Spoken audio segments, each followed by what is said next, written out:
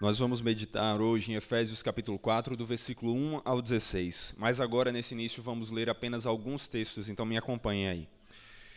Efésios 4:1 diz assim: Por isso, eu, prisioneiro no Senhor, peço que vocês vivam de maneira digna da vocação que foram chamados, com toda a humildade e mansidão, com longanimidade, suportando uns aos outros em amor, fazendo tudo para preservar a unidade do Espírito no vínculo da paz. Agora no versículo 16, versículo 15. Mas seguindo a verdade em amor, cresçamos em tudo naquele que é a cabeça, Cristo, de quem todo o corpo, bem ajustado e consolidado pelo auxílio de todas as juntas, segundo a justa cooperação de cada parte, efetua o seu próprio crescimento para a edificação de si mesmo em amor.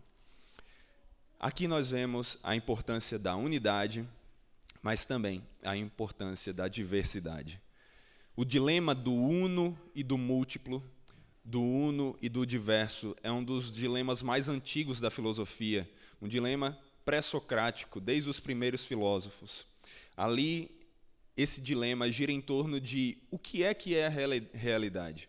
Ela é uma única coisa ou ela é múltiplas coisas? Porque quando olhamos para as coisas à nossa volta, vemos que existem coisas em comum.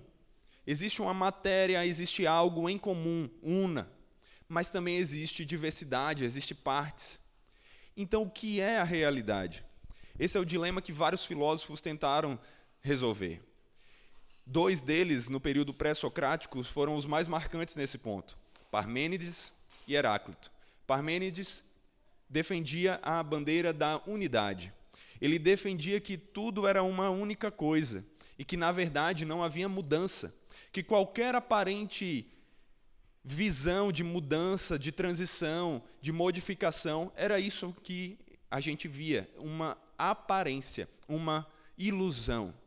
Já Heráclito entendia que tudo era múltiplo, que não existia uma unidade, mas uma multiplicidade, e que essa multiplicidade era tal que tudo estava em constante movimento. É dele, inclusive, que vem aquela famosa frase de que não é possível entrar no mesmo rio duas vezes, porque não vai ser mais o mesmo rio quando você entrar de novo.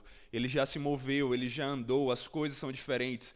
E se o rio não fosse diferente, você, no mínimo, seria.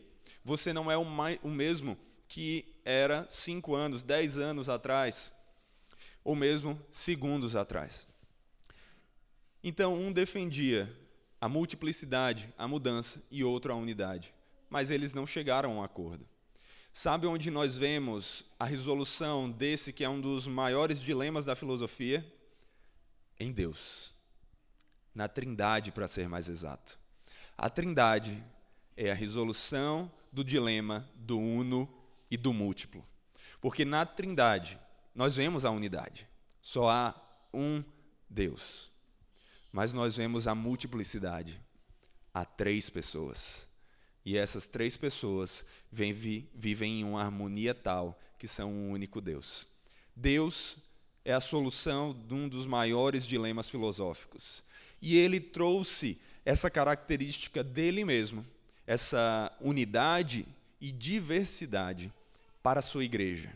De maneira que, segundo o que nós estamos vendo aqui nesse texto, uma igreja saudável é uma unidade diversificada que cresce para a glória de Deus. Uma igreja saudável é uma unidade diversificada que cresce para a glória de Deus. Ela é uma unidade, em primeiro lugar, em caráter. Uma igreja saudável é uma igreja onde os seus membros são uma unidade em caráter. Eles são semelhantes em caráter. E que características são essas que fazem parte desse caráter que nos une como igreja, que nos une como uma igreja verdadeira e saudável? O texto vai apontar, e ele vai começar a falar da humildade. No versículo 1 você vê: Por isso eu, prisioneiro no Senhor, peço que vivam de maneira digna da vocação a que foram chamados. Aqui nós estamos entrando na segunda parte da epístola aos Efésios. Todas as epístolas paulinas seguem uma estrutura semelhante. Num primeiro momento, Paulo vem com a teoria. Ele vem com afirmações doutrinárias, ensinos sobre a verdade do Evangelho. Paulo vai nos dar uma aula, vai nos ensinar o que é o Evangelho, quem Deus é, quem nós somos. E depois ele entra na segunda parte, onde ele vai agora dizer quais as consequências dessas verdades, desse ensino. Como nós devemos viver diante do que aprendemos. E é isso que nós vamos ver a partir de agora na Epístola aos Efésios. Se até então estávamos sendo saturados com doutrina e doutrina profunda, como é possível perceber pelas meditações que tivemos aqui, agora nós vamos ver Paulo trazendo várias aplicações para o nosso dia a dia, diante do que nós aprendemos ser o Evangelho, diante do que nós entendemos que Deus fez por nós, que Deus fez em nós. E é assim que ele diz: por isso, por causa de tudo que vocês ouviram sobre esse Evangelho, tudo que foi dito nos 3 primeiros capítulos de Efésios, por causa desse Evangelho que salvou vocês, vivam assim. Peço que vivam de maneira digna da vocação a que foram chamados. Paulo quer que, uma vez tendo entendido o Evangelho, nós vivamos em conformidade com esse Evangelho. Nós não podemos ouvir o Evangelho e vivermos da maneira que queremos, e vivermos de uma maneira destoante. Nós precisamos viver no mesmo tom do Evangelho. Precisamos viver em conformidade com o que Deus é, com o que Deus quer de nós, com o que Deus fez por nós. Uma vez entendendo esse Evangelho, agora nós precisamos viver de forma digna dele, da vocação que recebemos, ou seja, do chamado que nós recebemos. E a primeira característica dessa vocação, do viver de maneira digna desse chamado, é viver em humildade. Versículo 2, com toda humildade. Humildade não era uma característica exaltada pelos gregos ou mesmo pelos romanos. Para eles o que importava era a força, era o poder, era o conquistar.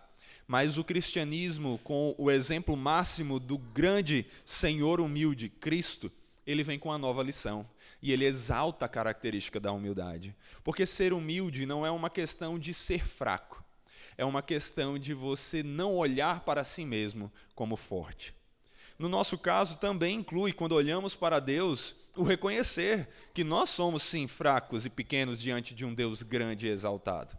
Mas quando olhamos uns para os outros, isso não é necessariamente verdade. Talvez, em vários sentidos, você seja melhor do que a pessoa ao seu lado. Mas isso não significa que você deva se sentir assim, ou meditar nisso, ou gostar de exaltar a si mesmo ao se comparar com as pessoas à sua volta. Você precisa ser humilde. A humildade representa por Cristo o que nós devemos viver. Humildade, ser humilde, significa colocar Cristo em primeiro lugar, o próximo, as pessoas à nossa volta, em segundo lugar, e então, só depois, os nossos próprios interesses. Ser humilde é entender que a ordem da vida e da prioridade é essa. Você não nasceu para si mesmo, você não vive para si. Você vive primeiro para Deus, depois para as pessoas à sua volta, buscando se capacitar para servi-las. E então você vive para si. Isso é ser humilde, e é desse tipo de humildade que nós precisamos. E é esse tipo de humildade que nós aprendemos com Cristo. Ele é o Senhor exaltado, todo-poderoso, mas que não considerou como usurpação o ser igual a Deus. Antes, se fez igual a nós, se humilhou como criatura, veio ao mundo caído e ele viveu entre nós, mas ele nos ensina essa humildade, esse serviço. É assim que você tem que viver. Se nós aqui como igreja queremos viver em uma unidade, nós precisamos desenvolver a característica da humildade. Humildade que é também um dos aspectos do fruto do Espírito. Estar cheio do Espírito Santo é ser humilde. Se você está cheio do Espírito, você tem que buscar frutificar em humildade. E não há como haver unidade sem humildade, porque a arrogância sempre traz separação. A arrogância coloca o seu próprio interesse em primeiro lugar. É a arrogância que destrói casamentos, Porque as pessoas pensam primeiro no seu próprio interesse e dizem: eu não vou ficar com ele ou com ela porque ela não me faz feliz, ele não me faz feliz. Isso é a arrogância de pensar em si mesmo em primeiro lugar. A humildade não. A humildade não pensa: eu tenho o direito a isso, você tem que me dar. A humildade diz: eu nasci para servir, acima de tudo, a Deus e também a você.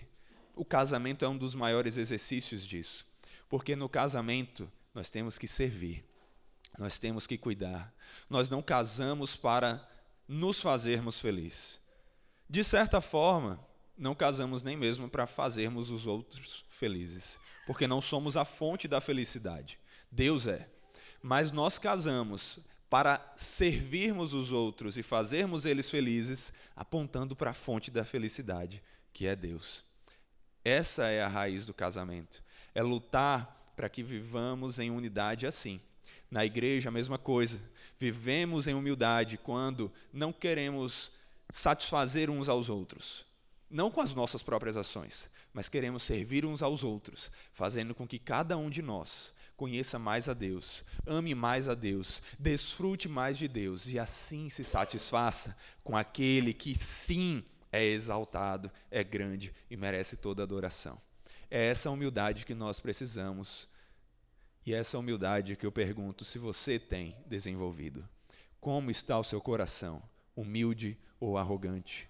Abandone a arrogância, busque a humildade. Não é fácil, é o negar a si mesmo, mas Cristo disse: quem quer vir após mim, negue-se a si mesmo, tome sua cruz e siga-me. Isso não é uma ação de uma única vez. Seria até mais fácil, né?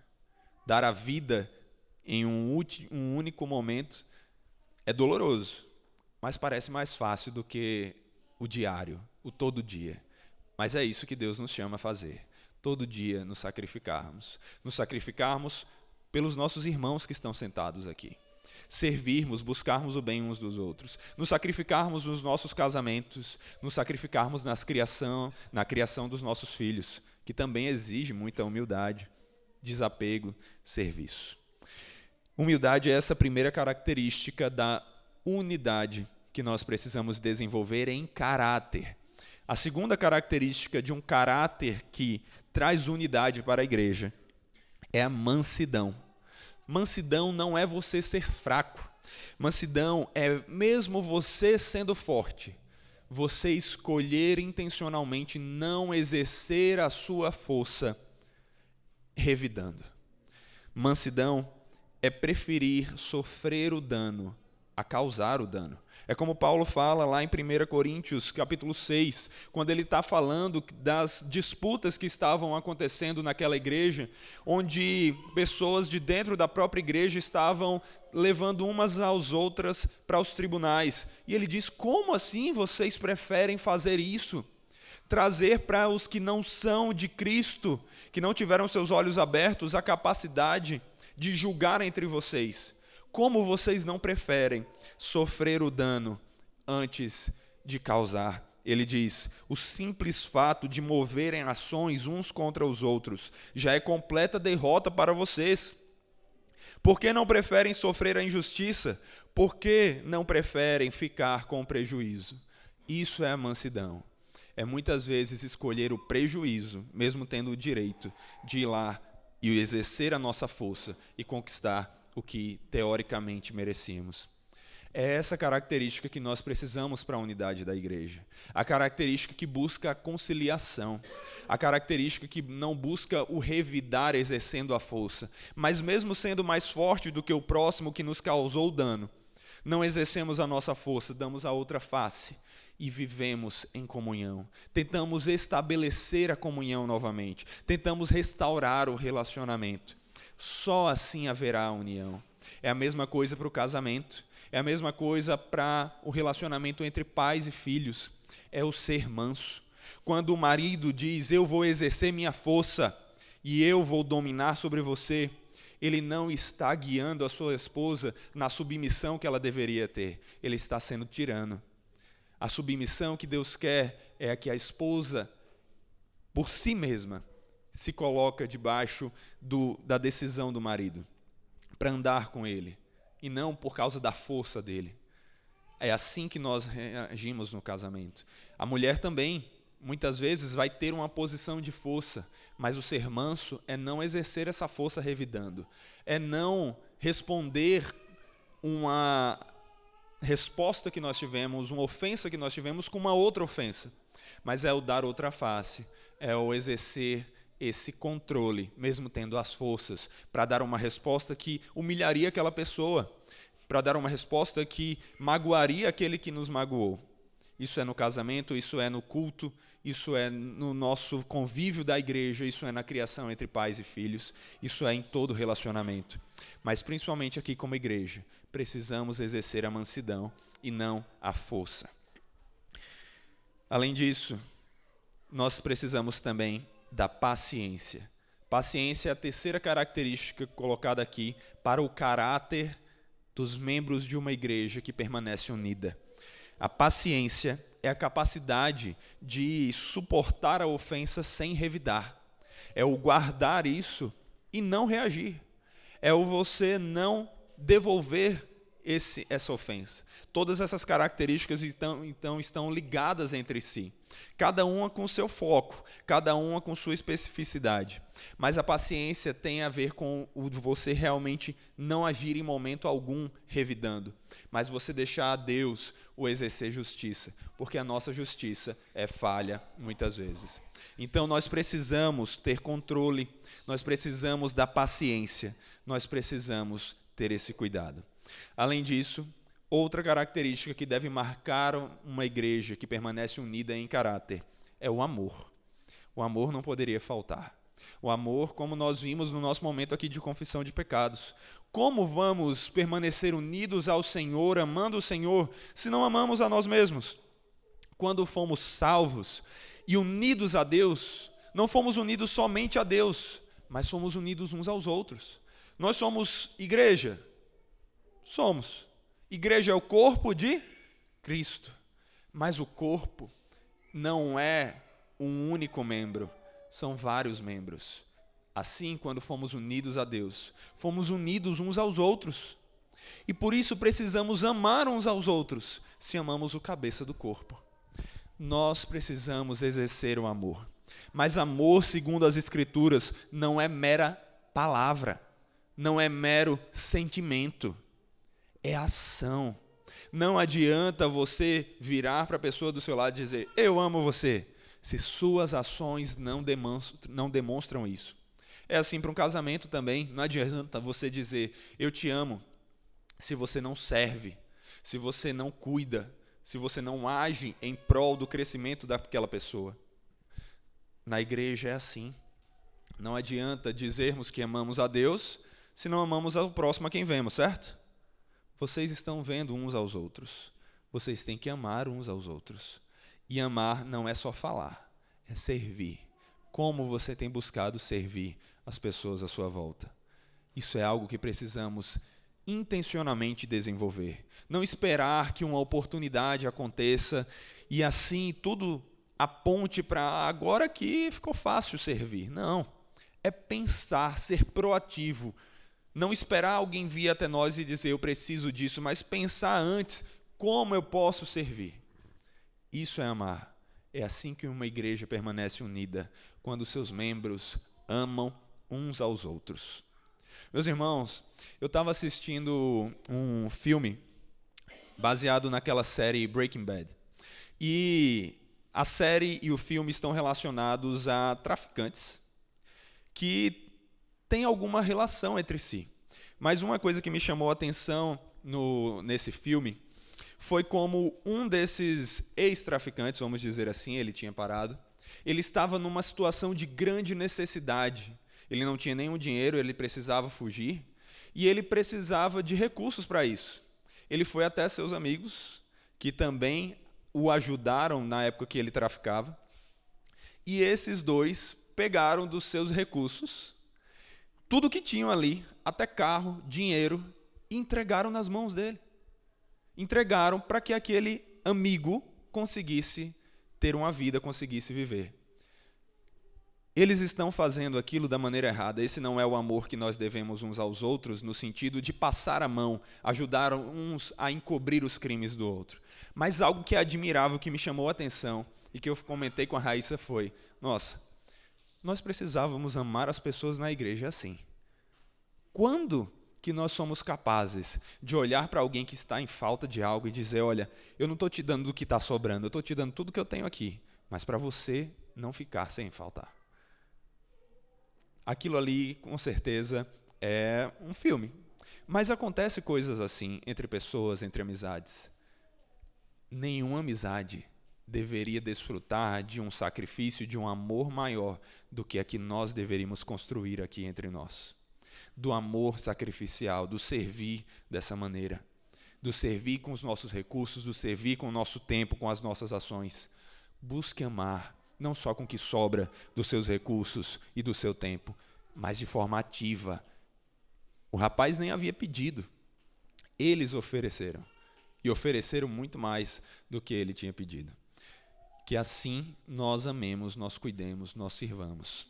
O amor é uma das características desse caráter que traz união.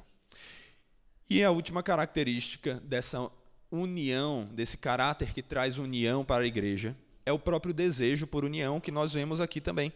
O texto vai continuar falando da humildade, mansidão, longanimidade, que é a paciência, e vai falar do suportando uns aos outros em amor.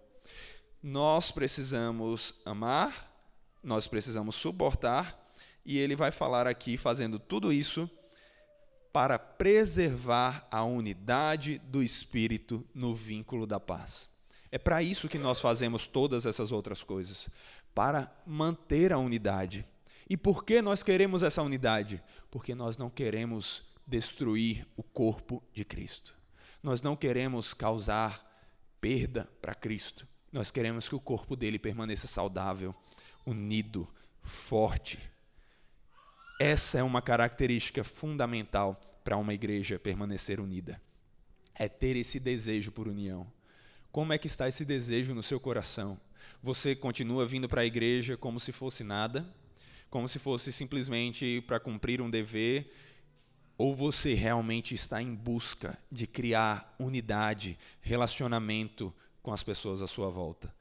Se unir, amar, servir. Esse desejo de unidade precisa estar em cada um dos nossos corações. Se você não tem, busque pedindo a Deus que Ele lhe dê esse desejo, que você ame a unidade, a paz do Espírito. E mesmo enquanto esse desejo não flui naturalmente do seu coração, faça todas as ações que são necessárias para que a unidade permaneça por amor a Cristo. Isso aqui que nós vemos são as características de um caráter que traz união para a igreja. Além disso, esse texto está falando também da união, da unidade que a igreja tem em sua confissão. Olha só, o versículo 4 diz assim: há somente um corpo e um só Espírito, como também é uma só a esperança para a qual vocês foram chamados. Há um só Senhor, uma só fé, um só batismo, um só Deus e Pai de todos, o qual é sobre todos, age por meio de todos e está em todos. Essa aqui provavelmente foi uma das primeiras confissões da igreja cristã, que é uma confissão, um resumo da fé que eles têm. Eles entendem que há um só corpo, um só Espírito, uma só esperança, um só Senhor, uma só fé, um só batismo, um só Deus e Pai. É isso que nós devemos confessar como igreja. Para que vivamos em união, precisamos crer na mesma confissão, no mesmo ensino da palavra, nas mesmas doutrinas, ensinos. Porque se não houver união, não estivermos com a mente em conjunto em relação ao que cremos, nós vamos nos separar. Haverá discussões, haverá intrigas. Nós não estaremos batalhando pelas mesmas coisas. Mas quando nós temos a mesma confissão, nós conseguimos batalhar por unidade. É por isso que aqui nós batalhamos tanto por deixar bem claro o que nós cremos como igreja. E fazemos questão de que cada um que quer se tornar membro dessa igreja entenda, verifique, se olhando para as Escrituras, crê nas mesmas coisas. Não queremos que ninguém aqui vá contra a própria consciência, segundo o que a Escritura lhes diz. Mas nós queremos que quem está aqui com a gente tenha a mesma confissão, a mesma fé, o mesmo amor. Isso aqui, é claro, transpassa as barreiras de uma igreja local, como é o caso da Igreja Batista Reformada de Jundiaí. É uma união que está para todos os cristãos da Igreja Invisível de Deus, de todos os tempos locais, de todas as eras. Mas isso também traz consequências para a nossa união local. Precisamos batalhar para termos as mesmas crenças, confissão, como cristãos que somos. Crermos na mesma palavra, no mesmo Deus, no mesmo ensino. Mas isso ainda é expresso de maneira mais específica quando falamos de uma igreja local, que é uma maior especificidade da igreja invisível, infinitamente mais ampla. Então, quando nós falamos da igreja local, nós temos que batalhar pela mesma confissão. Por isso que nós temos uma confissão adotada aqui, a Confissão Batista de 1689. É aquilo que nós cremos. Ninguém é obrigado a crer, mas se você quer viver em unidade conosco, ali está a nossa confissão. Se você tiver aquela confissão e se você lutar para ter esse caráter capacitado pelo Senhor, nós viveremos em unidade, porque creremos nas mesmas coisas e viveremos em amor uns aos outros. Ele vai falar de um só corpo. Há somente um corpo. Que corpo é esse? O de Cristo. Somos todos membros do mesmo corpo, o corpo de Cristo. Um só Espírito. Nenhum de nós tem um espírito diferente do outro. É o mesmo Espírito Santo. É o nosso Deus que habita em nós e que nos une, que nos conecta uns aos outros. Esse Espírito que é o nosso vínculo da paz. E é esse Espírito que está sobre todo aquele que crê em Cristo. Meus irmãos, o batismo no Espírito não é um falar em línguas, uma coisa diferente que alguns recebem e outros não. É o ser convertido, é o ser regenerado. Se você crer em Cristo, porque foi regenerado e recebeu o dom da fé, você tem o mesmo Espírito que eu tenho, que cada um dos seus irmãos aqui tem. Nós temos um só Espírito, estamos unidos por Ele e devemos amar uns aos outros por causa do amor que temos a esse Espírito. Há também uma só esperança. Nossa esperança não é em riquezas, em prosperidade, não é em pensar, será que vamos ficar ricos amanhã? Não é em pensar, quem será que vai assumir o governo do nosso país em tal época?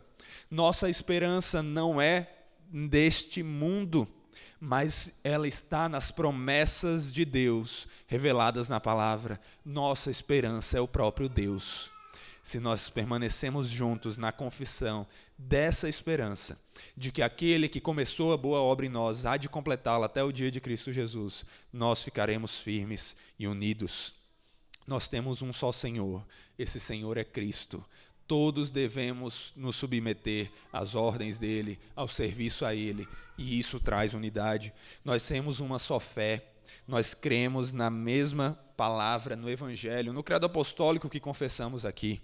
Nós temos um só batismo. O batismo aqui não está falando do ritual sacramental do batismo, mas está falando do ser batizado pelo Espírito, do ser transformado, guardado, regenerado pelo Senhor. E nós temos um só Deus e Pai. Quando duas pessoas têm o mesmo Pai, elas estão unidas em uma família, são irmãs. Assim somos nós. Nós somos irmãos. E nós não podemos ser uma família disfuncional, porque o nosso Pai é perfeito. Ele não aceita isso, ele não merece isso. Ele traz tudo o que nós precisamos para viver em amor uns aos outros. Então, a primeira característica de uma igreja saudável é essa unidade. A unidade de caráter e a unidade também na confissão. Nós vemos também a diversidade como uma das características da igreja saudável. Como eu falei, em Deus e em sua igreja não há conflito entre a unidade e a diversidade. Essas coisas se somam em harmonia para a glória de Deus. E é o que nós vemos aqui. Nós temos uma diversidade de dons e responsabilidades. É isso que Paulo também descreve como parte de uma igreja saudável, onde todos os indivíduos têm uma variedade de dons e de responsabilidades, onde apesar de sermos apenas um corpo, somos vários membros desse corpo. É o que nós vemos aí no verso 7, olha aí para o verso 7 do texto que nós estamos meditando. E a graça foi concedida a cada um de nós, segundo a medida do dom de Cristo. Por isso diz, quando ele subiu às alturas, levou cativo o cativeiro e concedeu dons aos homens. Ora, o que quer dizer ele subiu, senão que também havia descido até as regiões inferiores da terra? Aquele que desceu é também o mesmo que subiu acima dos céus para encher todas as coisas. E então, ele vai entrar e começar a falar das responsabilidades que o que ele conquistou traz para nós. Mas aqui ele já começa a falar dos dons, e ele fala num dos textos mais difíceis da Escritura. É um texto que traz muitos debates, mas é um texto que nós podemos entender com auxílio do Espírito e com dedicação.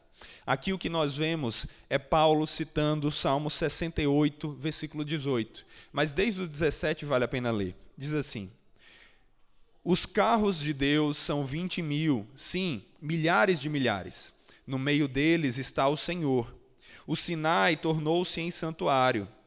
Subiste às alturas, levaste cativo o cativeiro. Recebeste homens por dádivas, até mesmo rebeldes, para que o Senhor Deus habite no meio deles. Sobre quem esse texto está falando? Sobre Deus. O texto está se referindo a Deus. Sobre quem Paulo está falando quando cita esse texto? Sobre Cristo. E ainda tem gente que fala que a Bíblia não aponta que Jesus é Deus. Ele é o próprio Senhor. Ele cumpre tudo que foi falado sobre o Senhor. Ele é a manifestação perfeita do Deus invisível. E ele cumpriu aqui o que o salmista está falando. Mas é interessante perceber que aqui nós temos uma pequena diferença de quadro do que está sendo pintado no Antigo Testamento ali no Salmo para o que Paulo está falando aqui no Novo Testamento. Segundo William Hendrickson, um comentarista, ele diz assim: de acordo com a passagem do Antigo Testamento, Deus é apresentado, segundo parece, como descendo do céu a fazer guerra contra os seus inimigos. Ele desceu outra vez como vitorioso, cumulado de despojos. Só que aqui não é bem disso que está se falando. Agora você pode ver Hernandes Dias Lopes comentando, e ele diz assim: Cristo, por meio de sua morte, ressurreição e glorificação, tirou as correntes do cativeiro satânico, isto é, a humanidade cativa a Satanás passou a ser o espólio de Cristo. Assim, fomos transferidos do império das trevas e da sua escravatura e tornamo-nos escravos de Cristo e de sua justiça. Cristo ascendeu ao céu como o supremo vencedor. A figura aqui é de um conquistador militar, conduzindo os seus cativos e distribuindo o espólio entre seus seguidores. Aqui, entretanto, os cativos não são mais os inimigos, mas seu próprio povo. Os pecadores que estiveram sob o domínio da carne, do mundo e do diabo, agora são cativos de Cristo. Quando Cristo veio à terra, foi ao mais fundo da humilhação. Quando ascendeu ao céu, ele alcançou o máximo da exaltação. A seguir, ele deu dons aos homens. É disso que nós vemos aqui, é esse quadro sendo pintado. Cristo veio às regiões mais inferiores da terra. Ele guerreou contra Satanás, ele venceu, e ele leva cativo os que eram prisioneiros de Satanás. Mas não para serem seus prisioneiros, ele leva para resgatar, para fazer seu povo. É essa a obra que Cristo faz. E se um vencedor pegava dos bens, dos espólios, e ele trazia para dividir só entre o seu próprio povo, agora Cristo nos faz parte desse povo e ele divide essas bênçãos que ele conquistou conosco. A ascensão de Cristo foi algo glorioso, foi algo que nós vemos como mérito da sua própria obra. E é isso que nós vemos aqui. Cristo tendo guerreado, tendo batalhado, mas tendo vencido. Cristo já é vencedor. E ele nos trouxe como prêmio. E ele nos abençoa com a sua própria conquista. Esse é o nosso Deus. E aí ele vai dizer no versículo 9 do nosso texto: ora, o que quer dizer ele subiu, senão que também havia descido até as regiões inferiores da terra? Aquele que desceu é também o mesmo que subiu acima de todos os céus para encher todas as coisas. A ideia que nós temos aqui é um forte contraste. Se Cristo subiu acima de todos os céus, ele também desceu às regiões mais inferiores da terra. Mas nenhuma dessas duas frases deve ser levadas de forma literal. Nós não estamos ouvindo falar de uma mera mudança geográfica, mas de uma mudança de estado de ação. Cristo subiu aos céus, está acima de todos, no sentido de que ele governa sobre todas as coisas.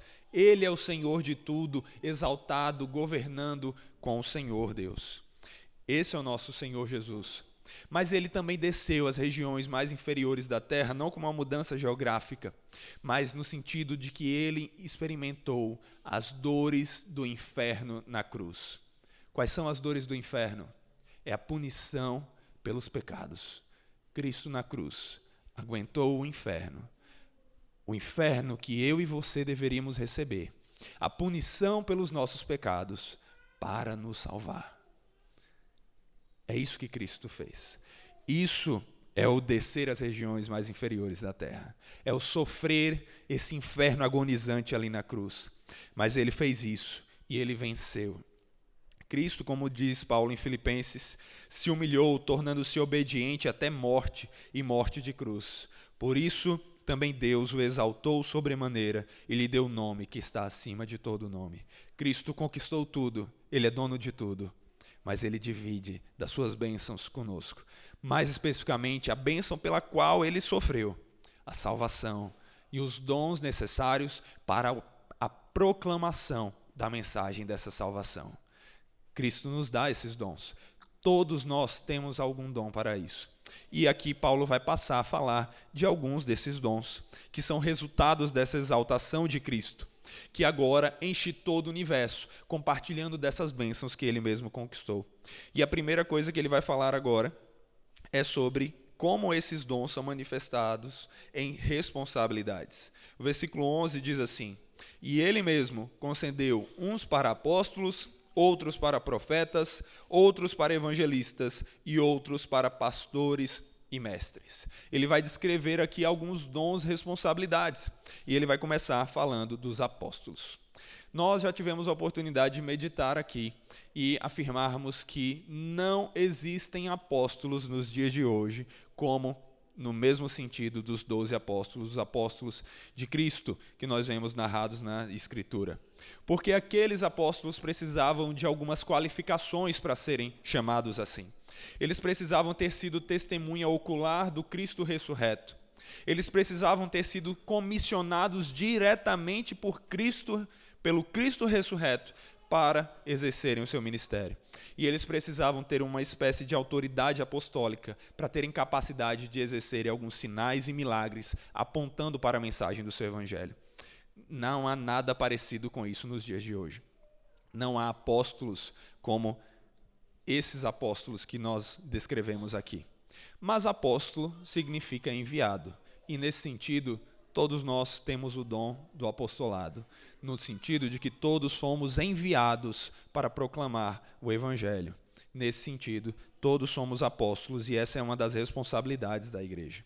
Ele fala também dos profetas, que é outro termo, título que alguns querem se apropriar para trazer mais autoridade para si e fazem de maneira enganosa, errônea. Primeiro, as pessoas tendem a achar que profetas eram uma espécie de pessoas que ficavam apenas prevendo o futuro. Eram o melhor tipo de jornal, não só aquele que descrevia o que passou, mas que dizia o que iria acontecer.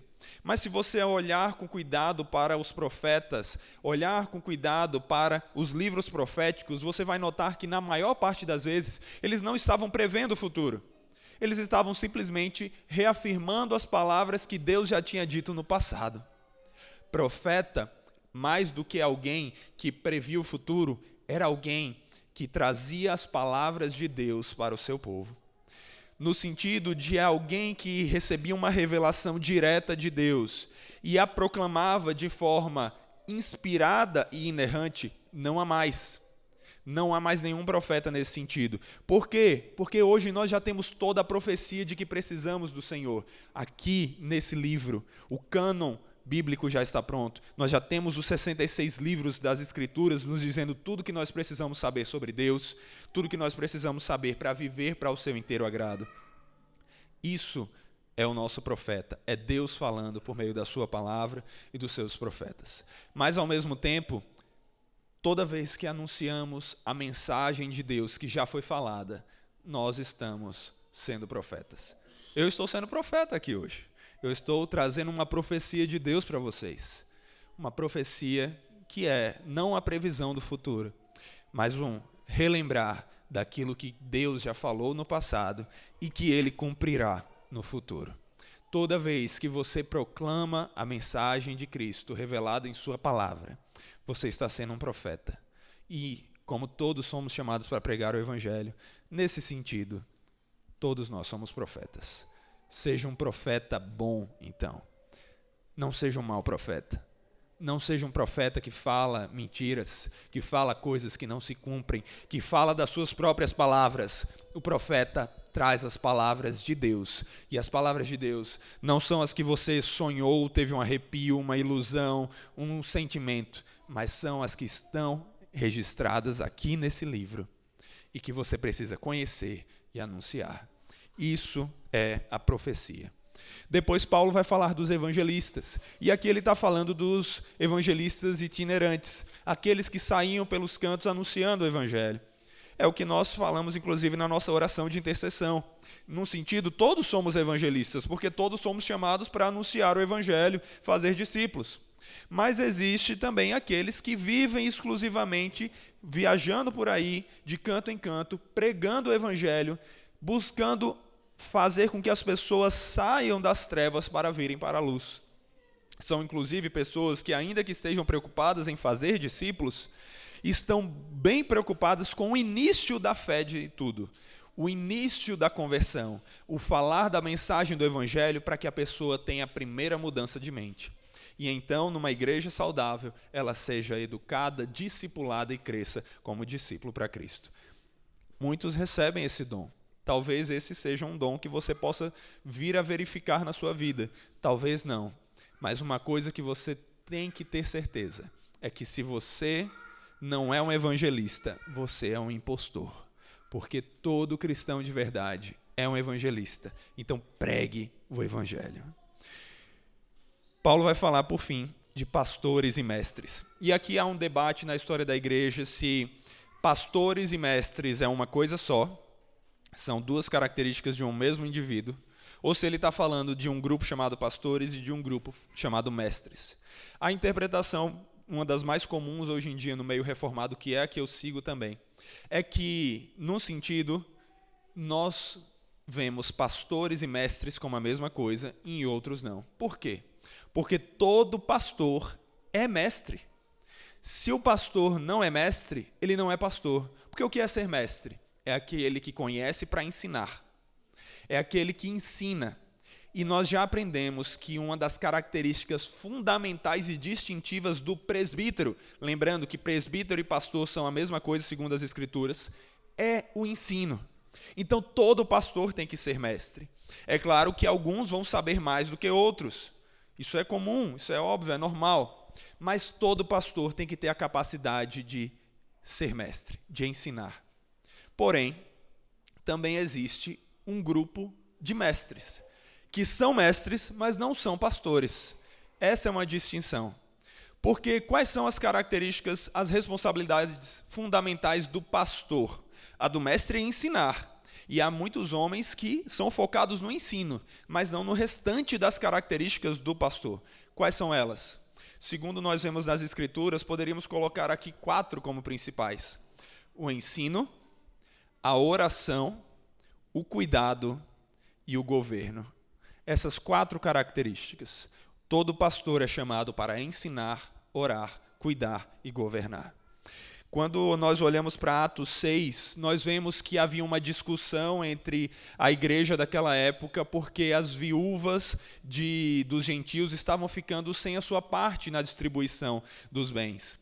E então, os apóstolos vão lá e fazem a chamada convocação dos diáconos, a instituição da diaconia dos diáconos. E o que eles vão falar lá, você pode olhar depois em Atos 6, é que era necessário que viesse um outro grupo para se focar no cuidado em estabelecer a união na igreja e também na distribuição dos bens como um meio para trazer essa união, porque os apóstolos precisavam se focar na pregação da palavra e na oração. Eu falei, hoje não há apóstolos no mesmo sentido que havia naquela época. Mas os apóstolos, se eles fossem representados como um grupo hoje em dia, o mais próximo disso seriam os pastores. E ali nós vemos um ensino para os pastores. Os pastores são aqueles que têm que se focar na dedicação, a pregação da palavra e a oração. O ensino é a característica fundamental dos pastores. Quando nós olhamos as características que descrevem o presbítero, ou seja, o pastor, e o diácono, feitas por Paulo, a mais fundamental distinção é o ensino. Essa não é uma característica que é exigida para o diácono, mas é para o pastor. O ensino, mais do que até mesmo a oração, e eu vou colocar isso de uma forma qualificativa melhor depois, mas percebam, o ensino, mais do que até mesmo a oração, mais do que o cuidado na visitação pastoral ou algo assim, ou até mesmo o governo administrativo de uma igreja, ele é a principal característica de um pastor. Vocês querem ser bem pastoreados, vocês não têm que querer, acima de tudo, visitas, tomar cafezinho à tarde com vocês. Isso é bom, me chamem, eu vou. Mas essa não é a característica fundamental. A maior e mais importante característica que vocês devem desejar que o pastor de vocês possua é a capacidade de ensiná-los a palavra de Deus para que vocês vivam de acordo com ela. É isso que o pastor tem que se dedicar. Quando o pastor passa horas trancado no seu escritório, ele não está desperdiçando o seu chamado ou os recursos que você contribui para o sustento dele. Se ele está ali trancado, batalhando com a palavra para aprender mais como lhe ensinar, então ele está fazendo a melhor coisa que ele poderia fazer para o seu bem. Mais do que estar visitando cada uma das famílias semanalmente, é o se preparar para o ensino. Esse ensino se dá de várias formas. Acima de tudo, na pregação da palavra, o que estamos vendo aqui. Mas não somente aqui, dá também através dos nossos estudos, através de conselhos e conversas, através de tudo que é contato que você vai ter com o pastor, ele tem que ensinar. E essa é uma característica fundamental. Mas não é exclusiva. O ensino sem a oração é um ensino frio. É um ensino desproporcional à capacidade do pastor. Porque o pastor só pode ensinar se capacitado por Deus. E onde ele vai buscar a capacitação do Senhor?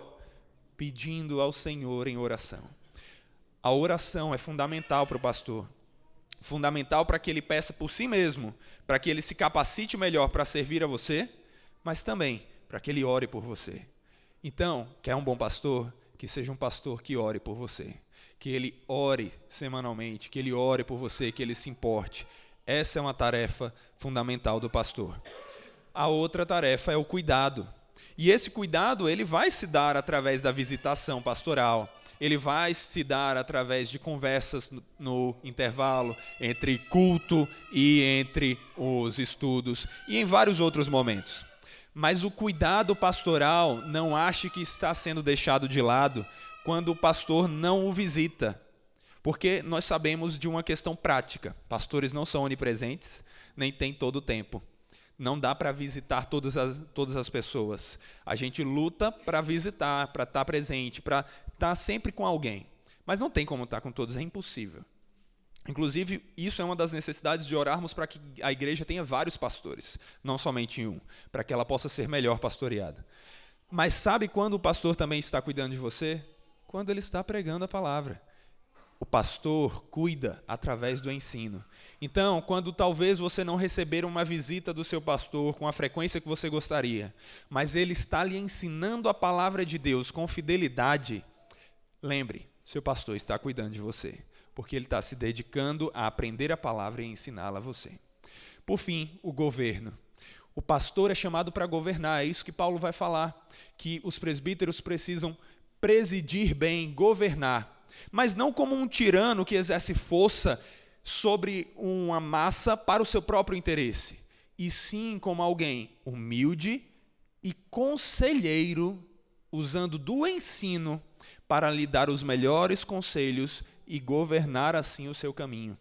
O pastor que governa corretamente não é aquele que exerce força e autoritarismo, mas é aquele que ensina a sua igreja, por meio da palavra, a tomar as melhores decisões e a seguir pelos melhores caminhos. Essas são as tarefas fundamentais do pastor. Eu dei uma ênfase nisso porque isso é uma característica. Ser pastor é algo que as pessoas precisam entender. É algo totalmente desvirtuado hoje em dia. E então precisamos enfatizar. Mas, meus irmãos, essas não são todas as responsabilidades da igreja. O que nós precisamos entender aqui é o seguinte: todo cristão tem dons. Você tem os seus dons. Você também tem suas responsabilidades e seus deveres e seus direitos, porque todo cristão tem essas coisas. Talvez você não saiba ainda qual é o seu dom em específico. O meu, por exemplo, não é cantar, como já foi percebido no início dessa igreja. Talvez o seu também não seja. Mas você pode ter algum outro dom. Não menospreze o que Deus pode fazer por meio de você e a diferença que você pode fazer para o bem do seu irmão através das poucas ações que você talvez possa fazer. Porque cada um de nós tem dons. Deve ser proativo no uso desses dons e pedir ao Senhor para ajudar a identificar esses dons e usá-los. Sabe como é que você vai fazer isso?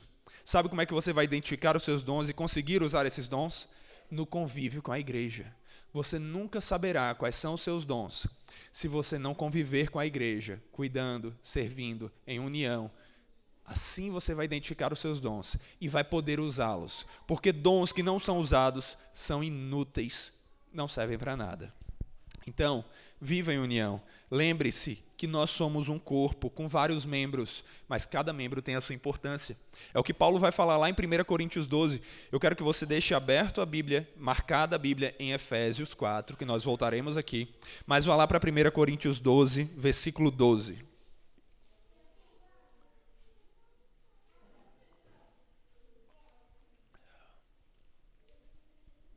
1 Coríntios 12, versículo 12. 1 Coríntios 12, 12 diz assim: porque assim como o corpo é um e tem muitos membros, e todos os membros, mesmo sendo muitos, constituem um só corpo, assim também é com respeito a Cristo. Versículo 14 agora. Porque também o corpo não é um só membro, mas muitos. E agora o 17. Se todo o corpo fosse olho, onde estaria o ouvido? Se todo ele fosse ouvido, onde estaria o olfato? Mas Deus dispôs os membros, colocando cada um deles no corpo, como ele quis. Se todos, porém, fossem um só membro, onde estaria o corpo? O certo é que há muitos membros, mas um só corpo. Os olhos não podem dizer à mão, não precisamos de você. E a cabeça não pode dizer aos pés, não preciso de vocês. Pelo contrário, os membros do corpo que parecem ser mais fracos são necessários. Os que parecem menos dignos no corpo, a esses damos muito maior honra. Também os que em nós não são decorosos revestimos de especial honra, ao passo que os nossos membros nobres não têm necessidade disso. Contudo, Deus coordenou o corpo, concedendo muito mais honra àquilo que menos tinha, para que não haja divisão no corpo, mas que os membros cooperem com igual cuidado em favor uns dos outros, de maneira que se um membro sofre, todos sofrem com ele, e se um deles é honrado, todos os outros se alegram com ele. Ora, vocês são o corpo de Cristo e individualmente membros do mesmo corpo. Você tem um dom, não despreze o seu dom. Nós não podemos também desprezar os dons das pessoas à nossa volta. Todos aqui são úteis e importantes para colaborar para o crescimento do reino de Deus através da nossa esfera local. No nosso caso aqui, através da Igreja Batista Reformada de Jundiaí. Identifique os seus dons em comunhão com seus irmãos e sirva, e não despreze os dons dos seus irmãos. Por fim, o último ponto que nós aprendemos é que uma igreja que é saudável, além de ser una e diversificada, ela é crescente. Não vamos ter tempo aqui de nos aprofundarmos nessa última parte, mas podemos ver o que é essencial. Nós vamos olhando aqui para o versículo 15, deixa eu ver aqui, versículo 12. Depois de falar dos apóstolos, profetas e cada uma das funções, no versículo 12, Paulo diz assim: com vistas ao aperfeiçoamento dos santos, para o desempenho do seu serviço, para a edificação do corpo de Cristo, até que todos cheguemos à unidade da fé e do pleno conhecimento do Filho de Deus, ao estado de pessoa madura, à medida da estatura da plenitude de Cristo, para que não mais sejamos como crianças, arrastados pelas ondas e levadas de um lado para o outro, por qualquer vento de doutrina, pela artimanha das pessoas, pela astúcia com que induzem ao erro. Mas, seguindo a verdade em amor, cresçamos em tudo naquele que é a cabeça, Cristo, de quem todo o corpo, bem ajustado e consolidado, pelo auxílio de todas as juntas, segundo a justa cooperação de cada parte, efetua o seu próprio crescimento para a edificação de si mesmo, em amor. Para que nós somos unos e para que nós somos diversificados? Para que nós somos uma unidade diversificada? Para o crescimento, para a glória de Deus. E esse crescimento aqui nós vemos em alguns pontos. Crescimento à imagem de Cristo, crescimento doutrinário, crescimento em amor e em serviço. Nós devemos buscar crescer não em comparação com outras pessoas. O nosso alvo é Cristo. Ele é o alvo. Ele é que é o padrão.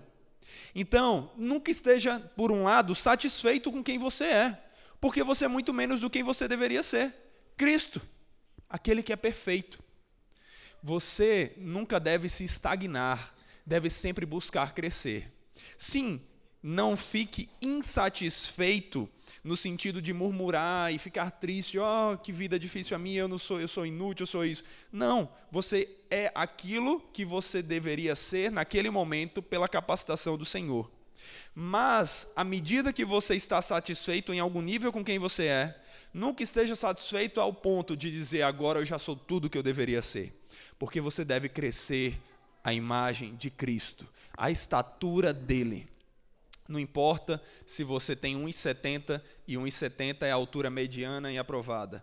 A altura que você tem que chegar é a de Cristo. E nesse sentido, nenhum pivô da NBA, nenhum gigante se compara à estatura dele. Você tem que crescer ainda muito mais. Como eu falo para meu filho, quer ficar da altura do papai? Coma feijão. Como eu falo agora para você, quer ficar da altura de Cristo? Medite na palavra, ore, conviva com seus irmãos, sirva, porque você tem que crescer. E uma igreja que glorifica ao Senhor, que é saudável, ela cresce. Mas para o corpo crescer, os membros têm que crescer juntos. Porque quando nós crescemos, a perna não fica com 1,60 m e o resto fica mais um pouquinho de corpo, cabeça, não. Todo o corpo cresce proporcional, tem que ser assim. Nós não somos o corpo todo, somos membros do mesmo corpo. E cada um de nós tem que crescer à imagem de Cristo. Parabéns se você tem orado, parabéns se você tem lido a Bíblia, parabéns se você tem servido. Parabéns de verdade. Deus está capacitando você a fazer isso. Fique feliz por isso. Mas não diga, eu sou tudo o que eu deveria ser. Nunca diga, me aceite, eu sou assim. Cristo lhe aceitou do jeito que você veio. Ele disse, venha do jeito que está, mas nunca para permanecer do jeito que está. Você tem que crescer, você tem que se santificar, você tem que crescer à imagem de Cristo. E esse crescimento envolve um crescimento doutrinário, um conhecimento mais profundo da palavra. Porque se você não cresce sabendo o que é o Evangelho, a fé revelada nas Escrituras, você vai ser levado por qualquer vento de doutrina. Você vai ser convencido por seitas de que você vive na igreja correta, de que só sua igreja é a correta, de que você pode fazer as coisas para ficar rico, porque se você é filho do rei, você é o príncipe e merece tudo. E várias outras heresias que vão separar você do crescimento verdadeiro para a glória de Deus. Se nós queremos crescer glorificando a Deus como uma igreja saudável, precisamos crescer doutrinariamente, precisamos aprender juntos mais sobre a palavra. Porque, é claro, vai ter um ou outro que vai acabar sabendo um pouco mais. Inclusive, vai ter um que sabe mais do que você em basicamente tudo, mas em uma coisa você vai saber mais do que ele. Só que a questão é, todos precisam crescer e saber um pouco mais hoje do que ontem e um pouco mais amanhã do que hoje. Não ache que o único que tem que estudar a palavra e aprender mais aqui é o pastor. Ou é o pastor e o seminarista, ou aquele que gosta mais de estudar. Todos vocês sentados aí precisam aprender mais, para não serem levados por vento de doutrina, para crescerem firmes para a glória de Deus. Cresçam, meus irmãos, meditem na palavra diariamente, priorizem isso, estudem bons livros de teologia, aprendam, não estejam satisfeitos com o pouco que sabem, porque nem mesmo o maior PhD de teologia do mundo sabe tudo o que há para saber sobre o Deus infinito. Nós precisamos conhecer mais, e quanto mais conhecemos, mais vamos desfrutar da beleza desse Deus infinito. Cresça doutrinariamente, mas nunca deixe que sua doutrina seja desprovida de amor, porque você tem que crescer em amor. O conhecimento sem amor é vazio, é orgulho, ele não edifica. Por isso, cresça também em amor. Como você vai crescer em amor? Como é que você começa a amar mais uma pessoa? Conhecendo mais a beleza dela. Como você vai crescer em amor? Crescendo em conhecimento, mas não como um academicismo, e sim como uma maneira de louvar mais ao Senhor. Nunca deixe que seu estudo teológico pare na teologia, que ele sempre vá para a doxologia, que ele sempre vá para a adoração, é isso que significa doxologia. Que você busque crescer em conhecimento para amar mais. Primeiro a Deus, porque Ele é o alvo maior do nosso conhecimento, do nosso amor, mas também uns aos outros. Porque não dá para amar a Deus a quem não vemos, se não amamos ao próximo a quem vemos. Cresça à semelhança de Cristo, em conhecimento doutrinário revelado nas Escrituras e em amor, um amor manifestado em serviço. Que assim, meus irmãos, nós lembremos que esse texto nos ensinou que uma igreja saudável é una e diversificada, crescendo para a glória de Deus. Una em seu caráter e una em sua confissão, diversificada em seus dons e responsabilidades, e que cresce à semelhança de Cristo, que cresce em conhecimento doutrinário e que cresce em amor. Oremos. Senhor Deus, muito obrigado pela Tua palavra, nós te agradecemos por ela, que o Senhor faça com que crescemos doutrinariamente, que cresçamos no conhecimento do Senhor, mas que esse conhecimento não pare num mero intelectualismo, que ele derrame o nosso coração em amor, acima de tudo a Ti e também uns aos outros. Que assim permaneçamos unidos com o mesmo caráter, o caráter de Cristo, que é o nosso alvo perfeito, um caráter que frutifica de acordo com Teu Espírito. Unidos na mesma confissão, crendo nas mesmas coisas reveladas na Tua palavra e amando o que cremos e vivendo em conformidade com o que cremos. Mas também sabendo aproveitar e degustar da diversidade que o Senhor nos deu, dos dons que cada um temos aqui, cada um de nós tem aqui. Que assim, Pai, nós reconheçamos os nossos dons e sirvamos, e valorizemos os dons do nosso próximo. Que assim sejamos uma igreja saudável, una, diversificada, crescendo para a Tua glória, em nome de Jesus. E que assim, que a graça do Senhor Jesus Cristo, o amor de Deus o Pai, a comunhão e as consolações do Espírito Santo estejam sobre todos nós, hoje e para sempre. Amém.